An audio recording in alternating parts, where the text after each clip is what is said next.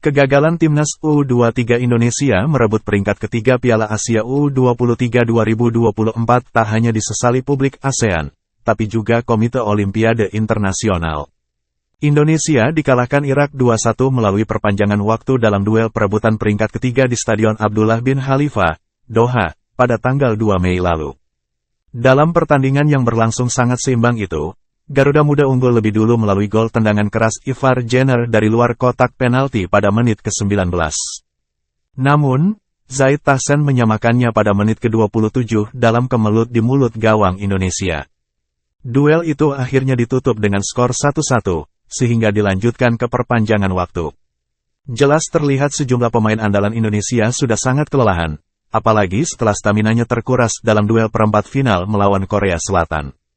Marcelino Ferdinand DKK kewalahan mengimbangi stamina pemain Irak yang masih menyala-nyala. Walhasil, Fernando Ari kebobolan lewat kolong kakinya pada menit ke-96 setelah Ali Jasim berhasil melewati dua pemain Indonesia yang keteteran mengejarnya. Dengan demikian, tiket otomatis ke Olimpiade Paris 2024 sebagai peringkat ketiga menjadi milik Irak. Sedangkan timnas U23 Indonesia kembali dipaksa berjuang melalui laga play-off kontra Gini pada tanggal 9 Mei mendatang. Meski masih ada harapan via jalur play-off, tapi Komite Olimpiade Internasional, International Olympic Committee, IOC, bersedih atas kekalahan Indonesia itu. Harapan agar Indonesia lolos otomatis ke Olimpiade sebetulnya sudah cukup kuat sejak melaju ke semifinal Piala Asia U23 2024. Sebab, jika menang di babak 4 besar itu, otomatis lolos minimal sebagai runner-up. Sayang, Garuda Muda harus mengakui kehebatan Uzbekistan dengan kekalahan 0-2. Dalam website How Football Explains Asia terungkap bahwa IOC sudah siap bersorak gembira bersama fans Indonesia jika menang atas Irak, meski hal itu tak dinyatakan secara terbuka.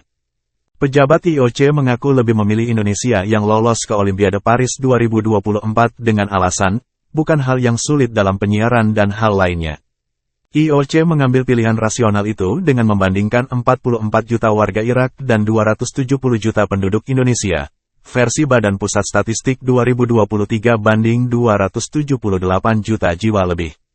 Jumlah orang yang akan menonton Olimpiade Paris 2024 pada musim panas ini tentulah lebih banyak dari Indonesia. Jadi, secara finansial, kehadiran timnas U23 Indonesia di Olimpiade Paris 2024 jauh lebih menguntungkan bagi IOC.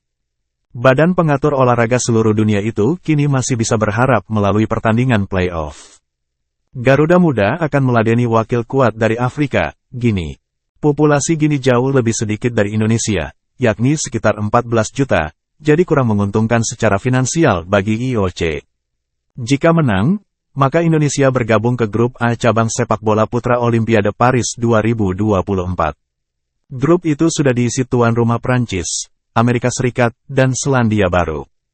Demi impian bermain di Olimpiade, PSSI coba menambah kekuatan skuad dengan memanggil Elkan Bagnot dan Alveandra Dewangga untuk laga tersebut.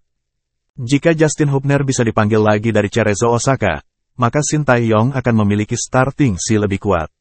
Seusai menuntaskan Piala Asia U23 2024, timnas U23 Indonesia tak kembali ke tanah air, tapi akan langsung terbang ke Prancis. Iya, kami langsung Prancis, ujar asisten pelatih Garuda Muda Nova Arianto kepada Bolasport.com, Jumat, tanggal 3 Mei tahun 2024. Nova belum mau memberitahu tanggal berapa mereka terbang ke Prancis. Download Tribun X sekarang, menghadirkan lokal menjadi Indonesia.